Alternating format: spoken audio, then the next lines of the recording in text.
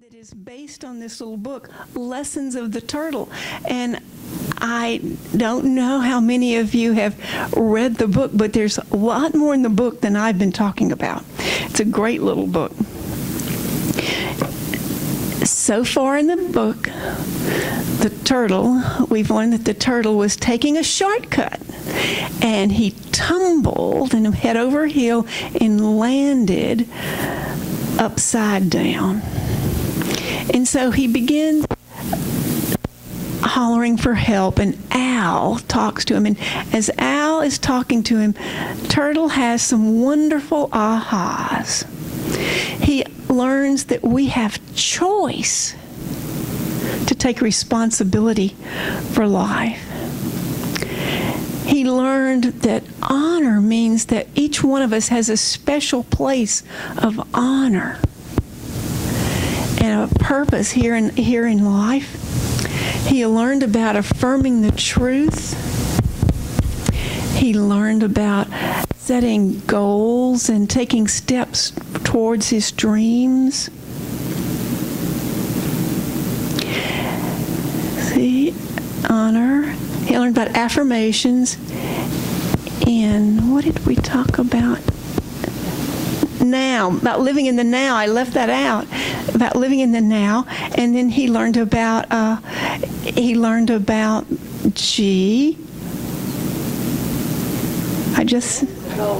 goals. Okay, so guess what that leaves us with today?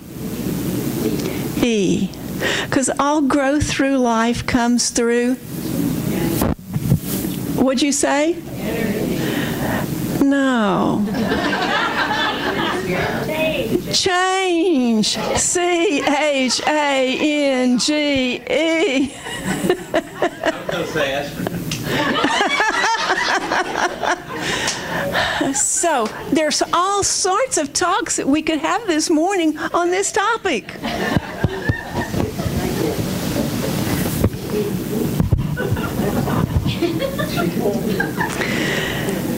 So let's catch up with Turtle. Well, what do we have here? Asked a familiar voice.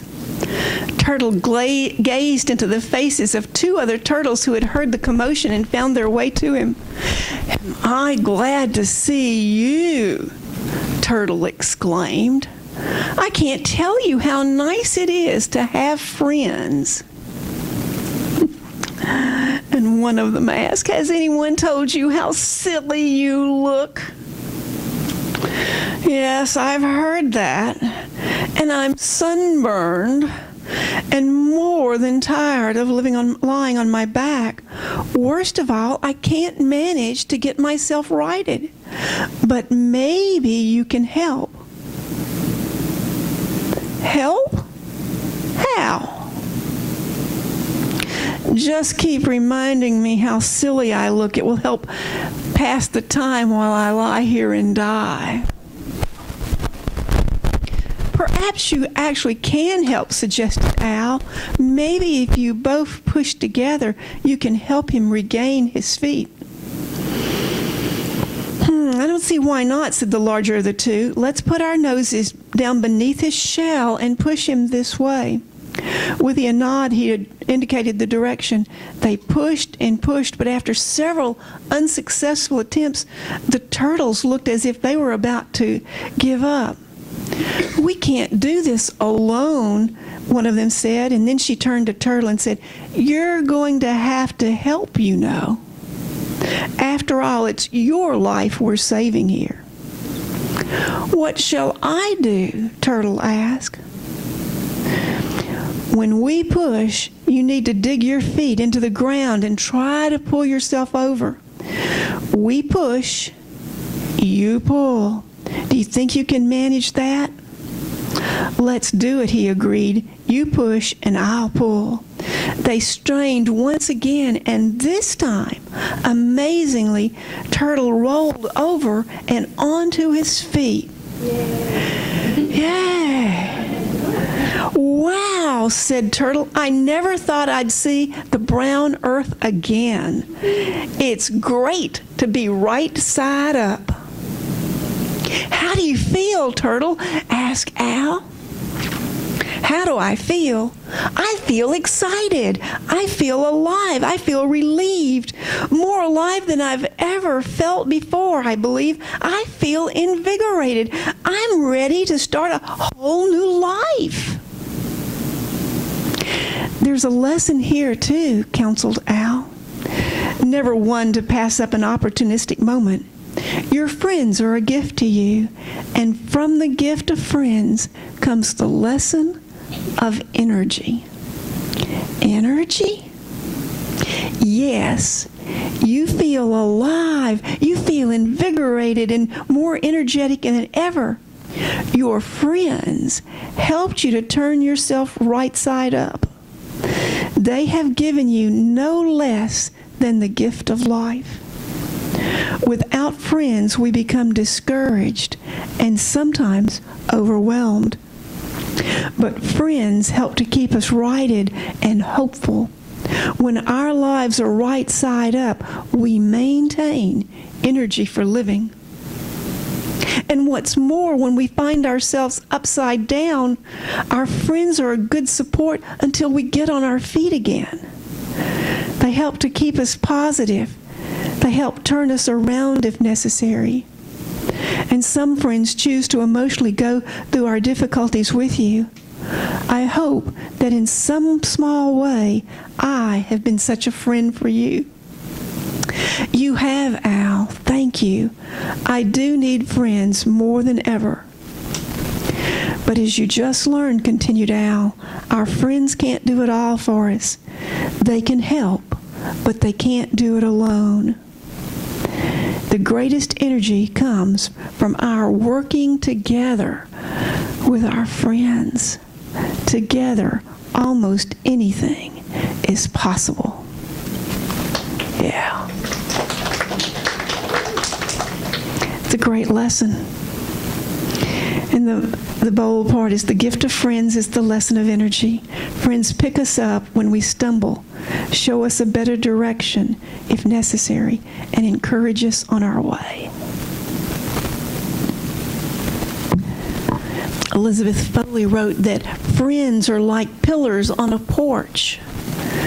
Sometimes they hold you up, and sometimes they lean on you. Sometimes it's enough just to know that they're standing there.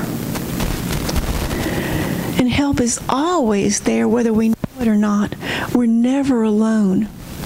And it always amazes me how we will find out. Sometimes someone will be in the congregation will have been ill, and then they say, but no one called or did anything. We said, well, we didn't know. You have to ask. You have to be available. We have people that even in this moment are in dire need, but they've never asked. And so we can't help. And yet, don't we all know that there are times when there are people who ask and ask and ask and ask, and yet they don't do that part of helping themselves? We've all known someone like that, and we all, kind of, when we see that person coming, what do? You hide.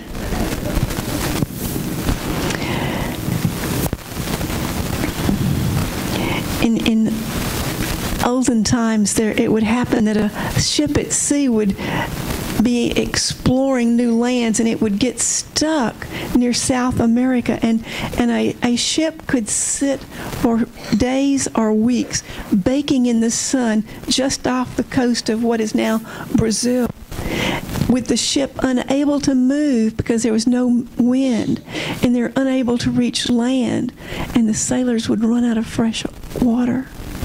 And finally, a local vessel would drift by, and they would call out and ask for water, and the local seamen would give them some really great news.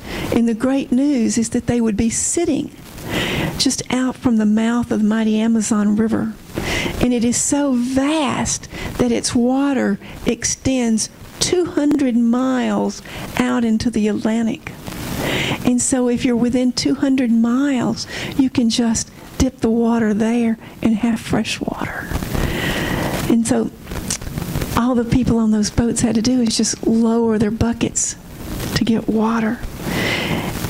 And in that same way, you and I are always surrounded by exactly what we need. The presence of God. And the presence of God is expressed through the people around us. We've said that God can't do anything for us unless He does it through us. And sometimes He does it through our friends to us. But we have to be open for that. And when you prayed this morning and you talked about us making a difference, that we're here for peace. We're here to support each other. We're here to support all of the people in our community. That's because Scripture says, Jesus says, you are the light of the world. And a city built on a hill cannot be hid. You are a light. I am a light. Each one of us in this room is a light. Now, does that mean we have to be fluorescent? No. It means that we're eliminating the darkness by being who we truly are. In other words, we're not asked to be something we're not. We're only asked to be who we truly are and to open our hearts and to share the love that's in us that is naturally a part of us. And some days, someone looks different, they act different, and it's hard to do that, opening our heart and sharing our love. The word friend comes from the same root word as the word freedom. And I believe that true freedom comes when we love each other. And when we all love each other across lines of nationality and color and gender and sexuality, when we all love each other, there will be true freedom and true peace. Mother Teresa said, spread love where you go. First of all, in your own home, give love to your family, your children, your spouse, your next door neighbor. Let no one ever come to you without leaving better or happier. Oh, I think about sometimes people don't always leave better and happier. That's a really tall order, isn't it? Be the living expression of God's kindness. Kindness in your eyes, your face, your smile, and your warm greeting. I've had a slight situation in my life where waiting for an order from one place that's dependent on information going from another place to that place. Something from my doctor's office.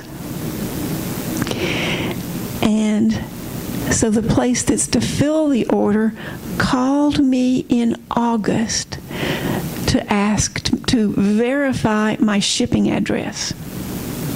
My name, my insurance number, and all of that. So now they have my information because they called me. And so, I wait, and I didn't get the order. So before I went on the cruise, I called them. And they said, well, we're waiting for something from your doctor. And I'm scratching my head because I'm thinking, my doctor had to send you something for you to call me. That was my thought process. And as it turns out that what the doctor sent was not right, and they've asked the doctor to send something else, and the doctor's office thought they had, and they hadn't. But what I realized is this week when I called, so I called on Tuesday, both places. And on Friday, I called to follow up. And what I realized is that I was just following up. I wasn't really upset. I just had gotten the idea that if I don't follow this one through, it isn't going to happen. And so as the people started apologizing to me, I realized that I had the absolute perfect time to make their day.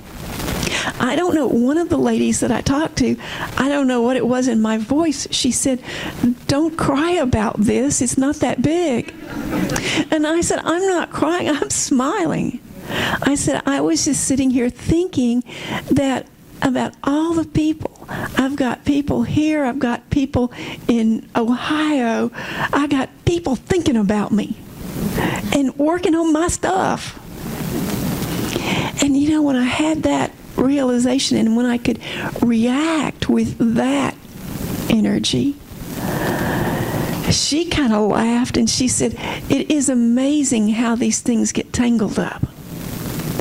And I thought about all the times that things like that have happened, and maybe I was not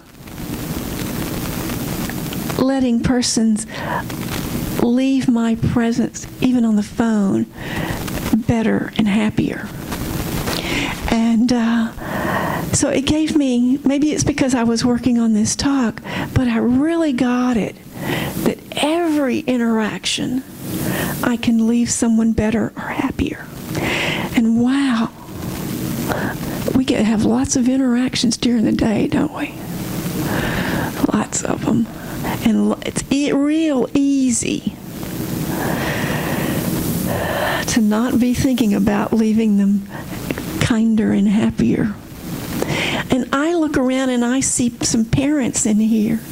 I see Vashti and Deborah and Kim and Julie, and I see pictures of them and their children on the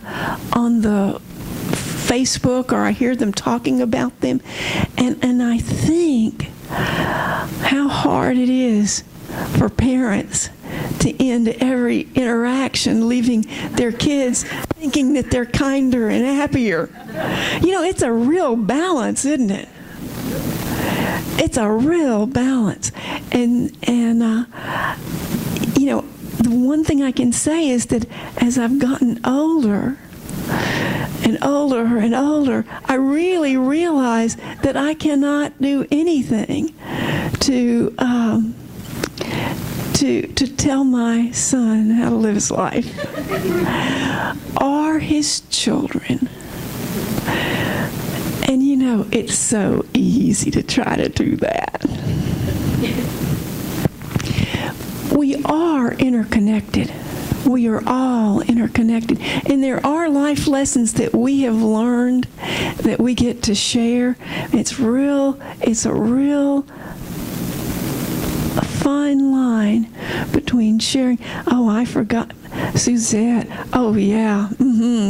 Same question, same thing. Walking that line of being a support and being over-supportive. You know, it's a tough thing to do. So I appreciate all parents and all grandparents. When I was in ministerial school, Reverend Alan Moss, and some of you know Reverend Alan, he recently retired and from Unity of Tampa, and he was talking about some friends of his who built a huge glass house in California. It was a beautiful house. It was one of these architecturally designed, award-winning homes. And there was a storm, and a redwood tree fell over into this glass house. And when the insurance person came out to check, they actually consulted with other contractors and with tree people. And what happens is that redwoods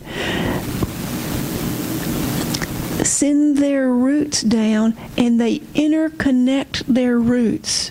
And that's what makes them stand, helps them to stand and be some of the longest living trees on our planet. And so in the building of this house, they had cleared out some redwoods to build the house and left this beautiful specimen.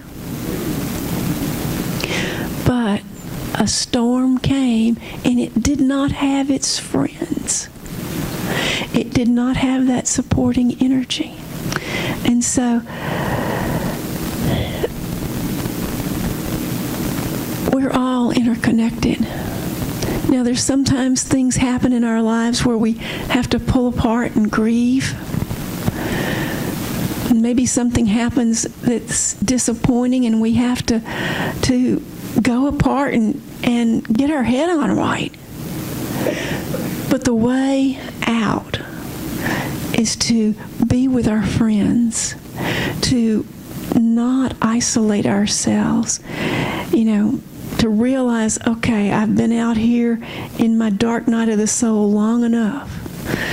It's time for me to unpitch my tent. It's time for me to start living together. So what we're really talking is about interdependence here. And so today's lesson is that you and I have the opportunity to support another person. And it might be something so simple as how we answer the phone, or the smallest interaction. In fact, I think it's our small interactions that we're not paying attention to that sometimes hurt the most. So I personally am trying to be better at not being so caught up in what I'm doing. But I need help. I need my friends to remind me, Beth, I'm supposed to be feeling better and kind, and you're supposed to be kinder. So every Sunday when you're here, there is the possibility for you to find someone to pray with, either me or one of your chaplains. They're here to pray with you and to support you.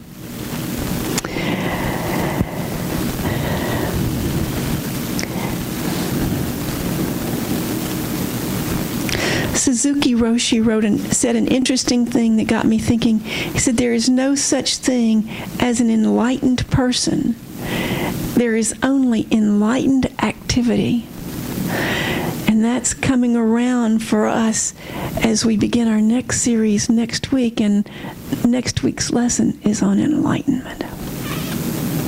And so the author of our book did this little book about the gift of choice, how we honor ourselves, how we create affirmations to take us to our dreams, how we live in our now, how we set goals to help us, and how we have the energy of our friends. That through all of these, we receive the gift of change. In other words, that is how we change and transform our lives. The author, Steve Goodyear, says that these principles of living right side up are guaranteed. But he tells people, you can always have your old life back, but people never want it back once they get their feet on the ground again and start moving ahead. And so, every action in our lives touches someone else's lives. Every action touches some chord that vibrates into eternity.